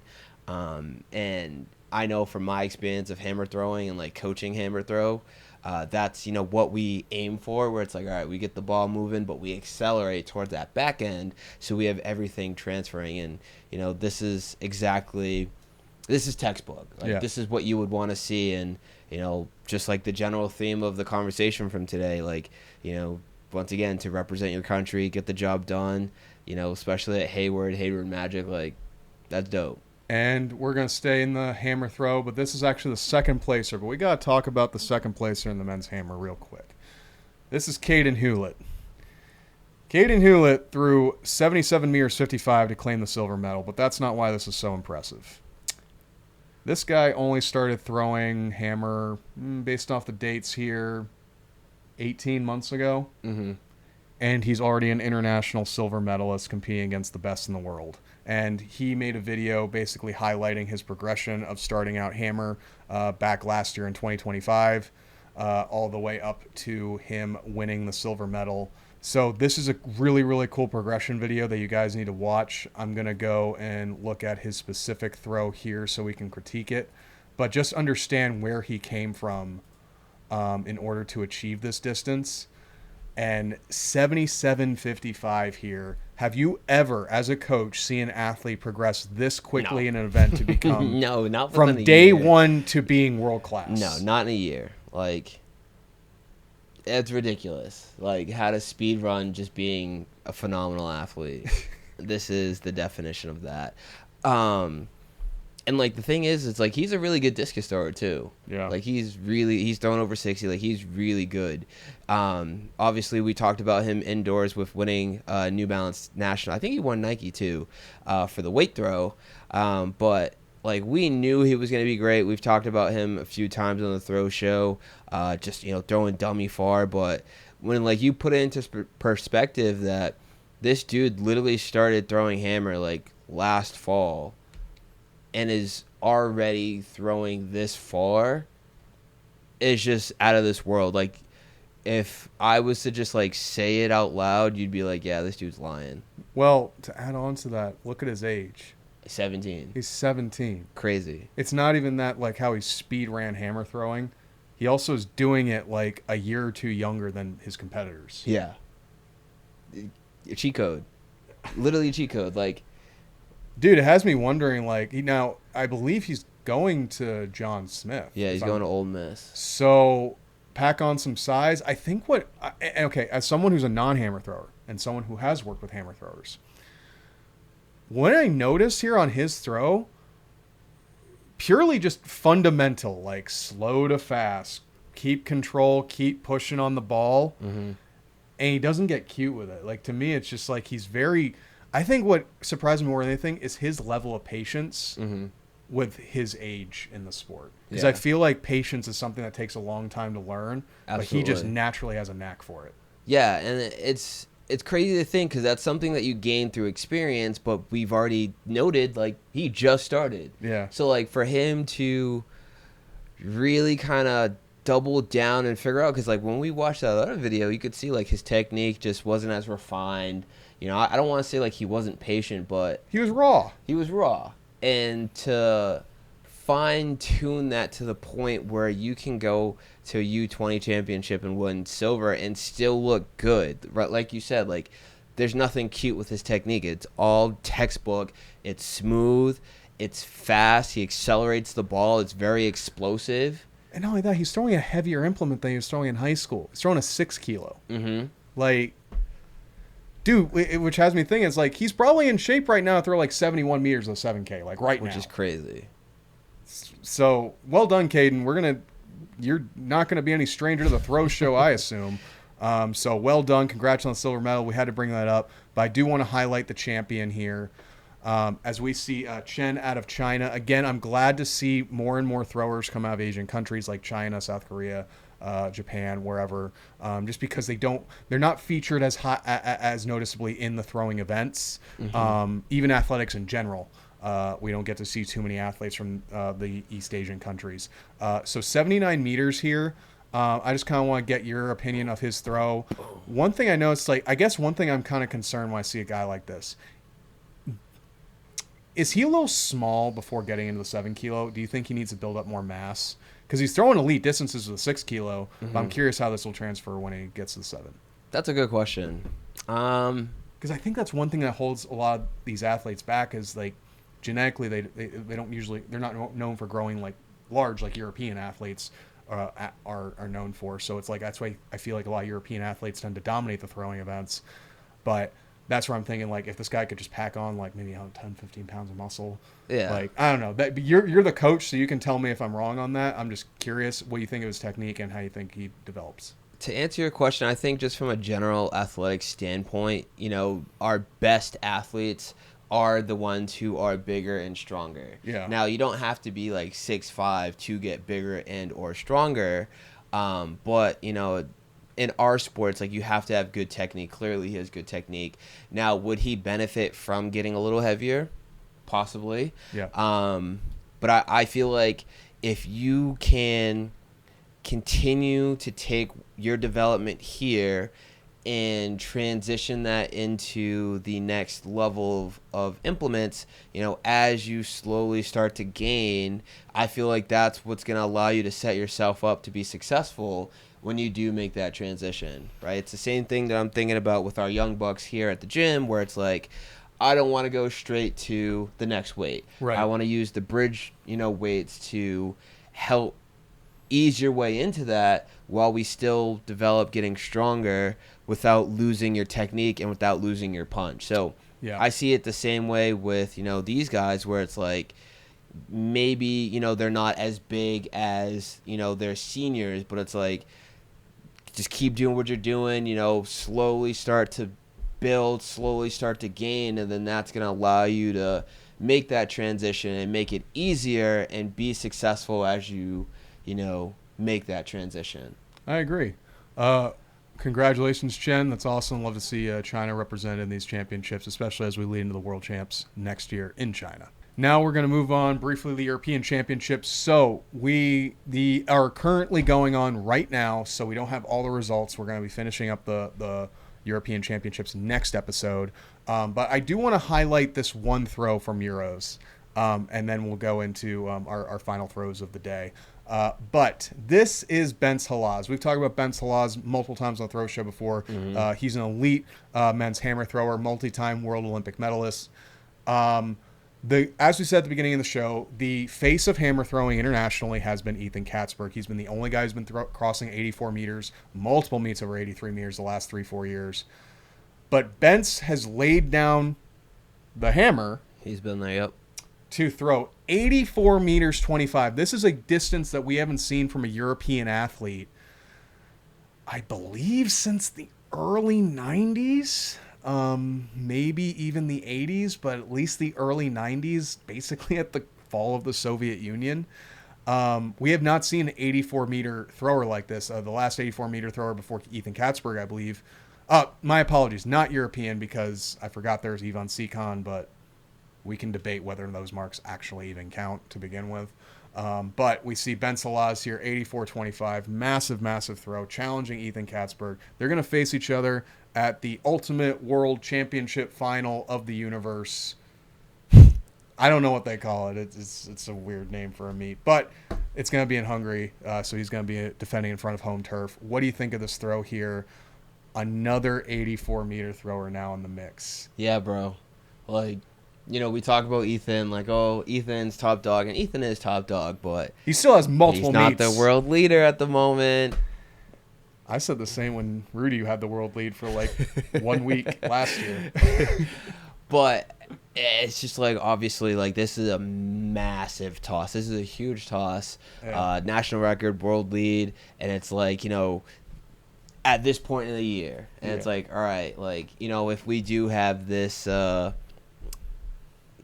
forget the name, this championship, you know, the one that you just mentioned, like the Galaxy Ultimate Championship of the Universe. All of it, yeah. The Ultimate Muscle Track and Field Athletics Championship. I'm thinking Dragon Ball Super, where each universe is duking it out. That's the first thing that came to my mind. Bro, they randomly will do like Team USA versus the World events. I want more of that stuff. I like that stuff. That's cool. But, you know, if we get this matchup, just know it's going to be fireworks. Like, two just top dogs just going after it. Just who's going to be the best of 2026. So, as cool as it is to speculate and talk about like the surrounding impact of this throw, as a coach who has coached hammer throwers, currently coaches hammer throwers, what do you think that he does on this throw that maybe he's done better in the past? Because I believe he went 83 last year, but he's only had, I believe, 2 meets total over 83. What do you think is the difference between a throw like this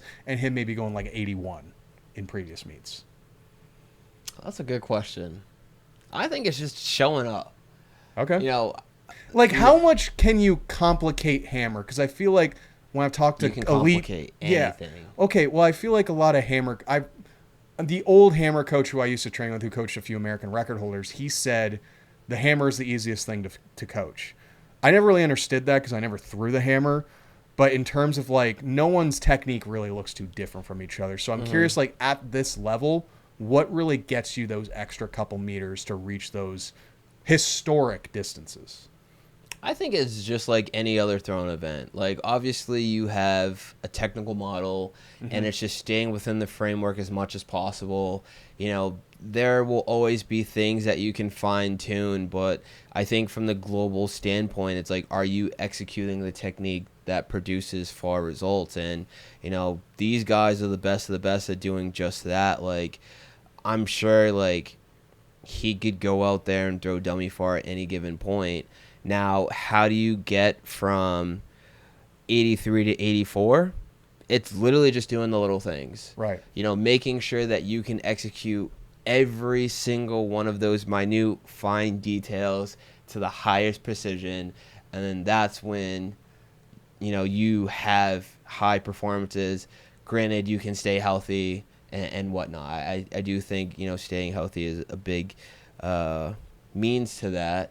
But I think it's just really coming down to knowing exactly what you need to execute, executing it over a long period of time so it becomes automatic, and then just doing it when it matters most.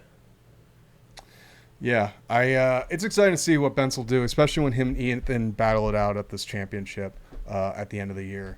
But this is an incredible mark at the European Championships. What's crazy is this is not even the championship record, because the championship record at the Euros is actually the world record of over 86 meters. So it's still 2.5 meters away from a world record, as crazy as that sounds.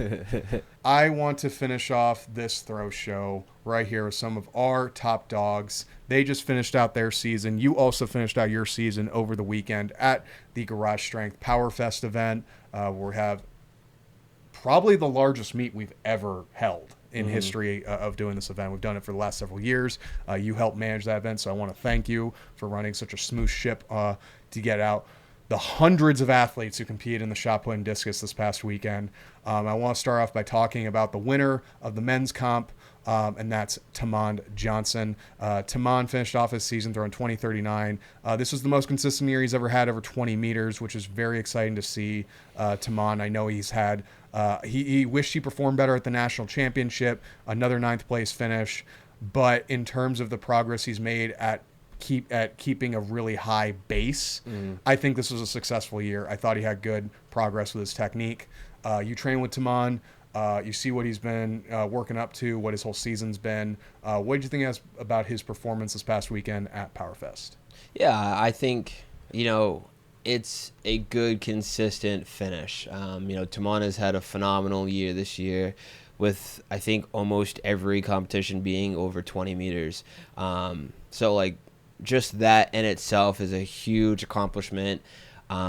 He's had a few comps over 2090, which is also a huge accomplishment. So to be able to do that this year and really kind of establish that next gear, that next level of throwing, especially leading into these last 2 years, before the Olympics, I think is a really good thing for him.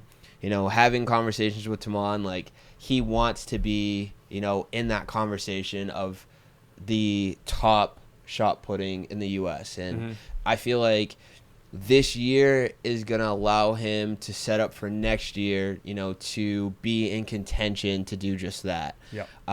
It's like, as you get, so many meets over 2090, let's say, that's only going to set you up to get back over that 21 meter mark. And, if he can get over that 20 meter or 21 meter mark at least once, I know that he'll do it again. He'll know, all right, why did I get to this point? And I feel like once he gets that in this next coming year, granted he can stay healthy, I think that will put him in a position to do it more consistently, and then that's will allow him to be in that conversations with, a Geist, Roger Steen, Josh, Joe, Ryan, some of the Trip, some of these other guys. So yeah, I agree. This is a good season for Tamon. I think he's going to build on to something big next year now that he has this incredible consistency under his belt. Knowing that he can perform even at 20 meters when he's not feeling his best is huge at this stage of the game in his career. And what I want to go into next is during this championship that we had at PowerFest in the shot put. Again, I'll have these full events posted sometime next week after this throw show goes live. But we had the privilege to host Team Canada's women.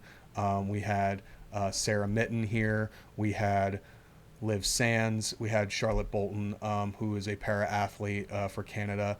But, of course, Sarah Mitten is the 2-time world indoor champion for Canada, and she came only 4 centimeters short of setting her national record at GS once again, throwing 20:65. This is a huge mark. I was kind of doing live commentary for these shot comps, so it was really fun, getting to call all of her distances and announcing them to the crowd. It was a fun comp to watch. But this is obviously Dane's commentary. We'll get her full unedited throws up later the next week.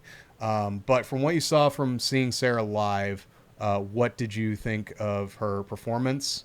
And one thing I'll kind of say that I think was most shocking and really easy to see when you watch her in person, how fast Sarah moves. Mm-hmm. Like, there are very few throwers that are as fast as Sarah. Yeah, and, to double down what we mentioned earlier, where it's like accelerating the implement, right? And Sarah does a phenomenal job. As an active coach myself, it was really great to be able to watch Sarah because, obviously I got videos. I was able to watch, each position and how it linked from the back to the front and just really kind of just dive into why is Sarah so great. And it really comes down to just her positions and the connections, to each position through, her global movement pattern. Right. And it's one of those things where it's like I'm taking that stuff and I'm bringing it to the athletes that I'm working with. The first person I think of is Olivia, right? I want to, take some of the stuff that, we were, I was able to learn from Sarah and apply it to Olivia. Layla, she's another athlete that I work with, and she was in this competition with Sarah, and it's like, how can I get, these young women to, this next level of throwing? And obviously being able to watch Sarah just in person, even Liv and Charlotte, like they do phenomenal things with their technique as well, especially for, being different. Like Liv is really tall, obviously Charlotte's a para athlete, but they all move extremely well. And it's like, how can I learn from the three of them and, apply that to what I'm doing with, our athletes? So, just having that privilege to watch her, chat it up a little bit afterwards, I thought was phenomenal. And, it's one of those things that I'm going to learn from and apply. Yeah, and you and I got a really cool picture with her afterwards, which I think also states, like, Sarah is not tall. She's relatively short. But that just shows to you how good her technique is, that she can surpass, like, short limb lengths. Mm-hmm. And I think that's why she is so fast, is because, like, in order for her to hit those distances, like, she doesn't have the limb length to get over the toe board like someone like a Chase Jackson has, or any of, like, the top gliders. So she makes up for it by applying as much force into the ball as she can through rotation and staying grounded as long as possible at her finish. Mm-hmm. And I love Sarah's technique. I've loved it for years. And whether you're a guy, whether you're a girl or a guy, I think you need to watch Sarah because you're going to learn something.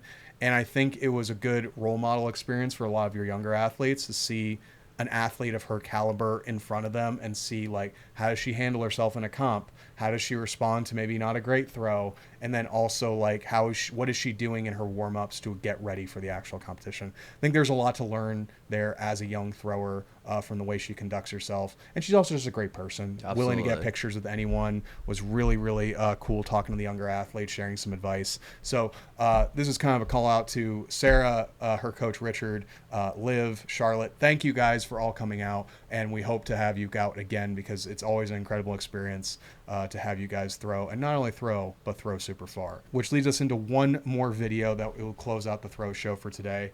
And that is because our boy, our mutual friend, your training partner, Legend Hayes, had a bit of a tumultuous season. So he PR'd earlier this year, going over 65 meters, multiple meets over 60 meters. We kind of thought this was, Legend's year to finally come back to, like, the type of form he had a few years back when he, was like a 4th place, 5th place finisher at the Olympic trials a few years back. To nationals did not go the way he wanted. It actually probably was like worst case scenario in his mind. He was called on 2 fouls that he couldn't really see where they were.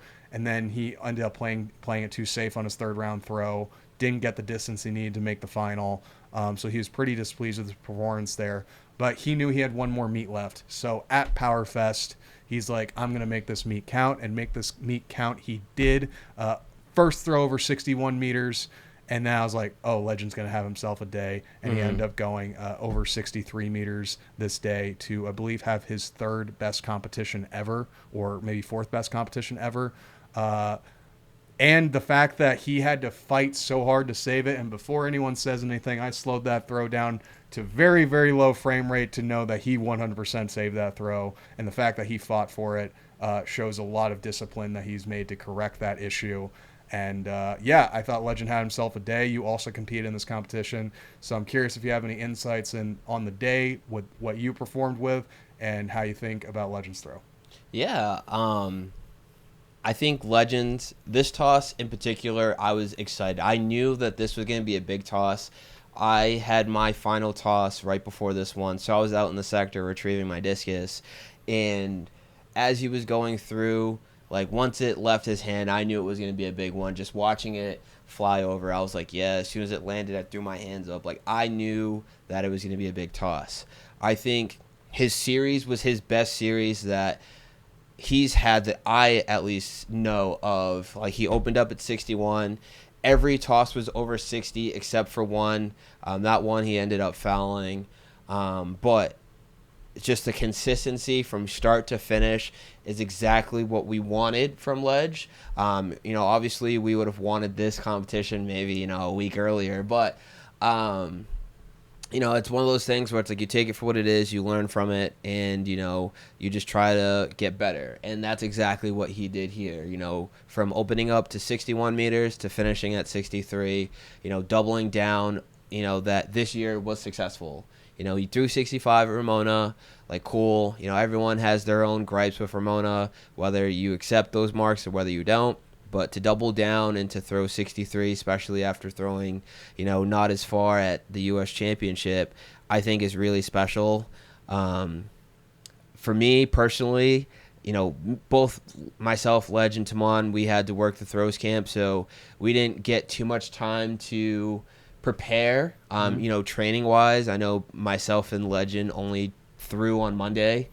We competed on Friday, so we had a couple of days of just not throwing. But I think just in that case, we both went out there and we did fairly well. Like, I didn't throw as far as he did.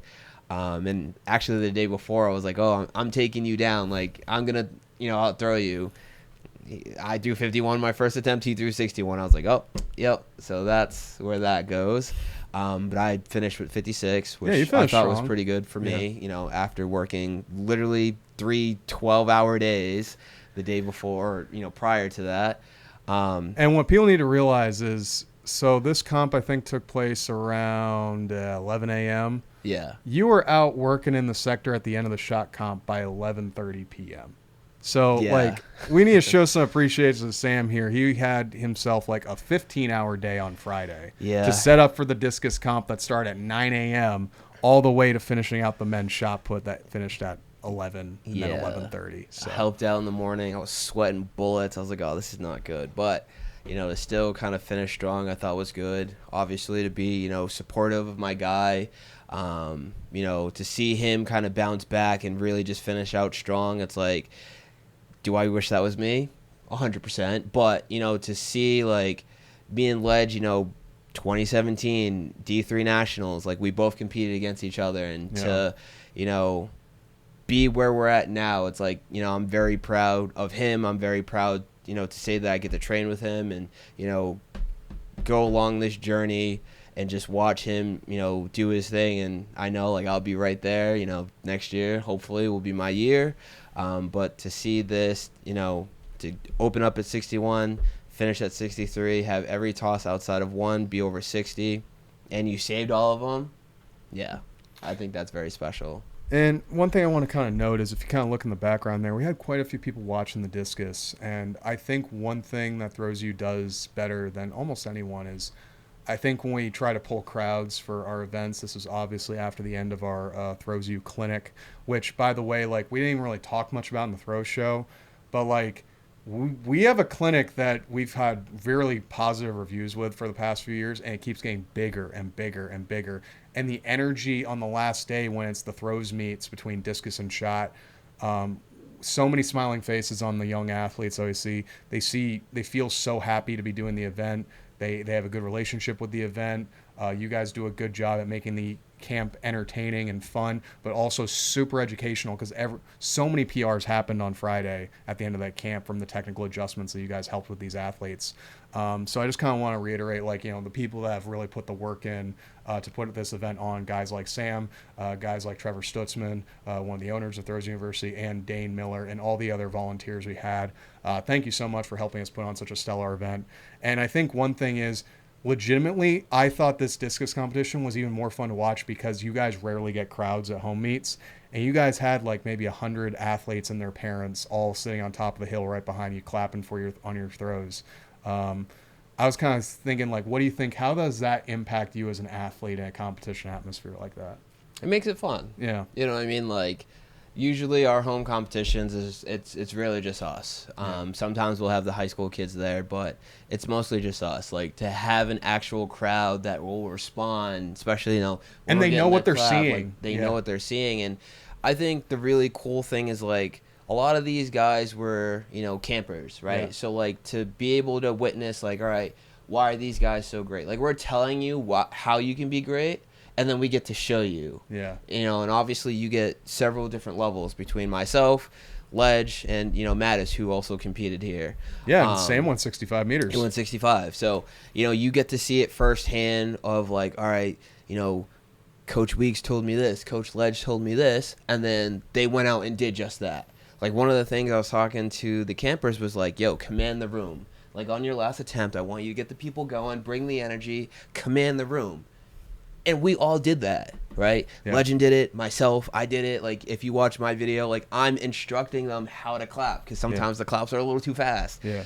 Command the room. And, you know, that's something that you can get from these camps and, you know, being around, you know, higher level athletes. And it's just like one of those things that we're trying to, you know, bring and show our guys, and to have people, you know, around, like, just makes that experience so much stronger and so much more meaningful and whatnot. So, and for the viewers at home, this is the level of passion you could have coaching you right now. If you click the link down in the description, you get to work with Coach Weeks. You get to hear his passion for throwing, how he gets kids to get better technically, how he writes their strength programming, how he writes their throws programming to adapt with your season. All of this could be yours and more if you click the link down in the description, and you get to share in this passion of throwing with Coach Sam Weeks. And again, if you're a coach, we also have resources for you down in the description box below, where we're going to have books, we have courses, everything you want that you think you need to improve and get that little bit of extra edge on your coaching rivals. You can do that by learning about technique, learning about strength programming, learning about the lifestyle habits and nutrition habits that throwers should need in our Ultimate Throws assessment. All of that available down in the description box below. Sam, do you have anything else to finish off this episode of Throw Show? Anything that the viewers at home need to know? I mean, obviously, this was a long episode. You know, we talked over a lot. I feel like the throws have just been super exciting. They're continuing to grow. It's going to continue to get better. Obviously, we're going to continue just the conversation. You know, we're another platform amongst a few others that have been, you know, keeping the throws alive just through conversation and whatnot, and highlighting, you know, some of these events. So I feel like, you know, the more that, you know, we have events like this, and just in general, like, it's only going to get stronger, and, you know, the sport's going to get more eyes and more people interested. So I think just overall, like, it's getting better. I can't say it better than myself. If you're a coach, I believe we'll be having our coaches clinic coming up sometime in the fall. We should be doing one more episode of the Throw Show to finish out the season. But before I go, I actually want to call out to you guys watching at home. If you guys have any ideas for things you'd like to see us do on future Throw Show, especially during the off season, because normally we go on hiatus for about 2.5 months. If there's any cool things you'd like to see Sam and I talk about in the world of throwing, comment down below. We'd love to take your suggestions so we can help you guys throw far and PR. Peace.